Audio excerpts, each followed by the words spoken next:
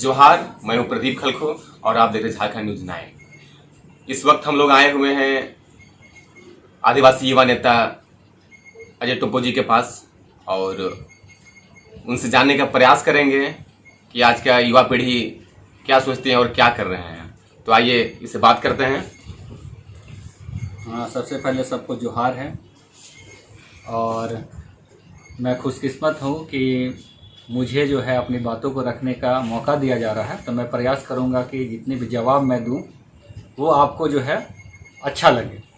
गैर मुद्रा जमीन को नाजायज तरीके से CUCI मिल के बंदोबस्ती करते हैं, खरीद बिक्री करते हैं, इस पर क्या सोचता हूँ? देखिए, बात ऐसा है कि जहाँ तक ज़मीन की बात है तो मैं एक चीज़ सीधा से जानता हूँ कि एक शोषित वर्ग होता है, एक शोषक वर्ग होता है। जिसके पास कैपिटल होता है वो जो है गरीब का शोषण करता है। और इस राज्य में ज़मीन का मालिक होने के बाद भी आदिवासी की स्थिति या मूलवासी की स्थिति जो है गरीब है। मतलब यहाँ पर 36-37% लोग जो है BPL रेखा के नीचे रहने वाले लोग हैं। और उसके अलावे हम देखें तो महिलाएं जो हैं उनको एनीमिक है, आयरन की कमी है, और जो बच्चे हैं वो कुपोषित है। ये तो बहुत ही दुख वाली स्थिति है। और इसको हमको लेकर लगता है कि विधानसभा जहाँ पर कि जनहित की बातें होती है, चर्चा होती है, वहाँ पर हमारे जन नेताओं को इस पर सार्थक चर्चा करनी चाहिए कि किस तरीके से आदिवासियों, मूलवासियों का, झारखंडियों का सार्थक तरीके से समेकित विकास होगा। इस पर चर्चा होनी चाहिए। मुझे लग रहा है कि आज तक इस पर कोई भी सार्थक चर्चा विधानसभा में नहीं हुई। तो क्या CUCI गैर जमीन को गलत तरीके से बंदोबस्ती करते हैं और दोषी पाने पर कार्रवाई होनी चाहिए कि नहीं? देखिए, बात ऐसा है कि हम जब देख रहे हैं इस चीज़ को तो अखबारों के माध्यम से हम लोगों ने देखा है कि लगभग रांची जिले में ही 4000 दखल दिहानी के मामले पड़े हुए हैं जो SAR कोर्ट में उनको डिग्री मिली। लेकिन इसके बावजूद भी अभी तक जो है उनको ज़मीन वापस नहीं मिला। तो ये न्यायपालिका में बहुत बड़ा क्वेश्चन मार्क है। सरकारें जो है ये इस चीज़ को जान रही हैं कि 4000 दखल दिहानी के मामले हैं, और वैसे लोग जो रिक्शा चलाकर मजदूरी करके किसी तरीके से कोर्ट में फैसला अपने पक्ष में करवाने का काम किया, उन लोगों को न्याय अभी तक नहीं मिला। प्रशासन उनके पक्ष में काम नहीं करती है और सरकार का नियंत्रण उन प्रशासकों पर नहीं है। तो ये तो बहुत दुख की बात है।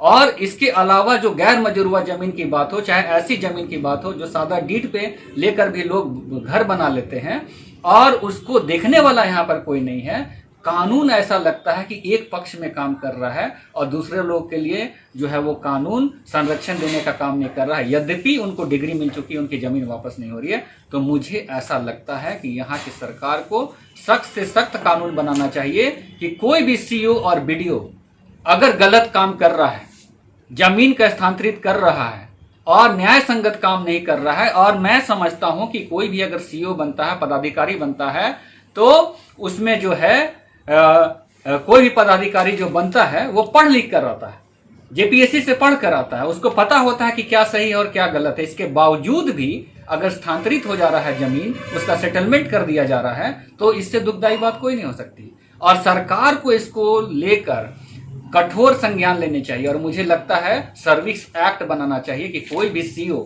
CI या फिर DCLR या फिर AC या फिर DC, कोई भी पदाधिकारी, सक्षम पदाधिकारी हो, अगर गलत तरीके से जमीन का स्थानांतरण करता है और उसके खिलाफ में जो है कोई भी सबूत मिलता है तो उसको जेल के सलाखों के पीछे डालने का एक कानून बनाया जाना चाहिए। और ये फास्ट ट्रैक कोर्ट के तहत होना चाहिए, जिसके लिए अलग से एक व्यवस्था होना चाहिए।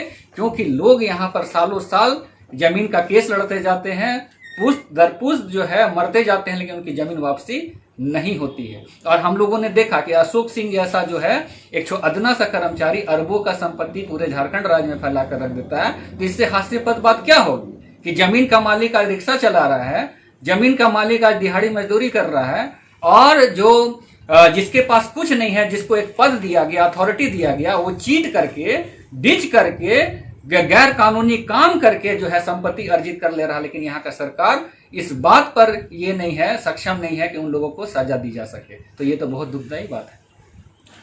सर, ये आदिवासी एक थाना से या एक जिला से दूसरे जिला में जमीन नहीं खरीद नहीं सकता है, और गैर आदिवासी कहीं भी किसी भी जगह जमीन खरीद सकता है। तो इस पर आपको क्या राय है? देखिए, इसमें बात ऐसा है कि जब ये कानून जब बना था उस समय रेवेन्यू थाना हुआ करते थे और उसका जो क्षेत्रफल होता था वो बहुत बड़ा होता था। और उस क्षेत्रफल के दायरे में ही लोग जो है जमीन को खरीद करते हैं। लेकिन आज जो लोग नौकरी पेशा लोग हो गए, एक जिला से दूसरे जिला जा रहे हैं। आज जिला का बात करें तो 24 जिला बन गए हैं। उस समय इतने जिला झारखंड में नहीं हुआ करते थे, थाना भी इतना नहीं हुआ करता था, रेवेन्यू विलेज भी इतना नहीं हुआ करता था। तो मुझे लगता है कि इसमें संशोधन होने की जरूरत है। अगर आदिवासियों को सही तरीके से विकास करवाना है तो ऐसा लगता है, आप देखिए कि बाहर के जो लोग आ रहे हैं, डंके की चोट पर सादा डीड वे बिना म्यूटेशन और बिना रजिस्ट्री के घर बना रहे, उनको रोकने वाला कोई नहीं। लेकिन थाना बाध्यता ऐसा आज जटिल समस्या बन चुका है कि एक आदिवासी अपने ही स्टेट में दूसरे जिले में जमीन नहीं ले सकता है, अपने मतलब कि सही कमाई से वो अर्जित नहीं कर सकता है, संपत्ति अर्जित नहीं कर सकता है। तो सरकार को इस पे संशोधन लाने की जरूरत है और थाना का बाध्यता जो ट्राइबल सीएनटी पे लागू होता है या फिर एसपीटी पे लागू होता है तो उसको जल्द से जल्द समाप्त करके उस पर संशोधन करके जो है प्रक्रिया को आगे बढ़ाने का काम। तो ये बताइए कि आदिवासी जमीन में लोन मिलना चाहिए कि नहीं मिलना चाहिए? बैंक वाला बोलते हैं कि मॉर्गेज नहीं होता है, तो इस पे आपका क्या राय है? देखिए, जब हम संविधान की बात करते हैं तो संविधान में आर्टिकल 16 बोलता है right to opportunity, equal opportunity. और इक्वल अपॉर्चुनिटी की जब हम बात कर रहे हैं तो व्यवसाय में हम लोग को कहाँ इक्वल अपॉर्चुनिटी मिल रहा है? कोई भी आदिवासी को या फिर सीएनटी के दायरे में आने वाले लोगों को कोई भी इक्वल अपॉर्चुनिटी नहीं मिल रहा है। इक्वल अपॉर्चुनिटी केवल नौकरी में नहीं, व्यवसाय में इकोनॉमिक टाइकून बनने की भी जरूरत है। तो जो बैंक जो है वो बोलता है कि सीएनटी को हम जो है मॉर्गेज करके उसको हम नहीं, जमीन को अधिग्रहित नहीं कर पाएंगे, तो इस आधार पर वो जमीन को नहीं लेता है। लेकिन सरकार जब कोई योजना को बनाती है तो उस समय ये चीज नहीं देखा जाता कि जिसकी जमीन हम एक्वायर कर रहे हैं वो सीएनटी के अंतर्गत है या सीएनटी के बाहर है। तो इसलिए मैं ये कहना चाहता हूं कि सरकार को अभी आप चडरी को देखिए, चडरी के बगल में जो है, चडरी में झोपड़ी है और उसी के बगल में एल्बर्ट एक्का चौक में बड़ी बड़ी मॉलें हैं। और एक दिन ऐसा आएगा कि जो कैपिटलिस्ट होता है, जो पूंजीपति होता है, वो छोटे को खाता है, बड़ी मछली छोटी मछली को खाती है। ये तो नियम है संसार का, वास्तविक नियम है अगर असल में हम देखा जाए। अगर जात पात का छोड़ के अगर हम बात करते हैं तो, और कार्ल मार्क्स का थ्योरी भी यही था कि शोषित और शोषक है। तो कहने का मतलब है कि आदिवासी मूलवासी यहाँ शोषित हो गए हैं और बाहर के लोग यहाँ पर शोषक हो गए। इसको कैसे हटाए? तो आर्थिक रूप से उनको स्वावलंबन होना पड़ेगा, आर्थिक रूप से उनको मजबूत होना पड़ेगा। एक भी आदिवासी मूलवासी का आप देखें तो पूरे मेन रोड में या फिर कहीं भी ट्राइबल में कोई भी बड़ा मॉल उनका नहीं है। आखिर इसका कारण क्या है?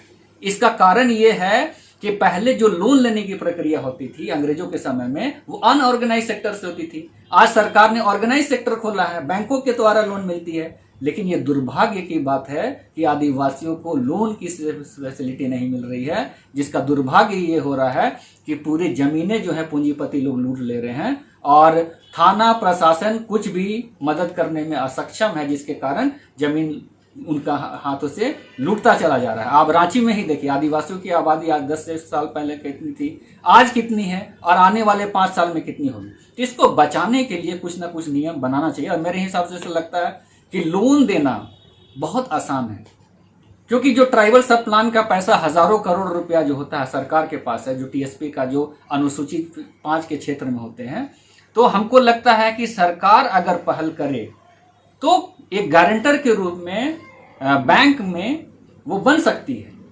और उन लोगों को जो जरूरतमंद है, जो व्यवसाय करना चाहते हैं, उनको मतलब लोन बैंक के द्वारा दिलवा सकती है। क्योंकि सरकार तो कोई भी जमीन को अधिकृत कर सकती है, लेकिन बैंक नहीं अधिकृत कर सकती है। तो ये बहुत आसान तरीका है, इसके लिए विल पावर चाहिए। और वास्तव में बात ऐसा है कि सत्ता उसी की होती है जिसके पास अर्थ होता है, और आदिवासी मूलवासियों की स्थिति बद से बदतर होती जा रही है। वो गरीब हैं और बाहर के लोग यहाँ पर आकर रोज रोज जो है अमीर बनते जा रहे हैं, और ये बहुत हास्यपद है। झारखंडी कभी भी बेईमानी नहीं करते, लेकिन आज दुख की बात है कि आर्टिकल 16 जो राइट टू अपॉर्चुनिटी बोलता है, व्यवसाय में आदिवासी मूलवासियों को नहीं मिल रहा है। तो इसको लेकर हमको लगता है कि तमाम सरकार जो यहाँ पर आई है, और खासकर वर्तमान में जो माननीय हेमंत सोरेन की अगुवाई में जो सरकार आई है, उनको बहुत तीव्रता से काम करने की जरूरत है। और इसके अलावा जो ठेकेदारी का जो आश्वासन सीएम ने दिया है कि 25 करोड़ तक की ठेकेदारी जो है झारखंडी युवाओं को मिलेगा, तो ये केवल जो है घोषणा करने से नहीं होगी, इसको धरातल पर लाने की जरूरत है। और मैं सरकार से मांग करना चाहता हूं कि सरकार वास्तव में अगर चाहती है कि झारखंडियों को 25 करोड़ तक की ठेकेदारी मिले, तो वो भी एक जरिया हो सकता है आर्थिक स्वावलंबन का।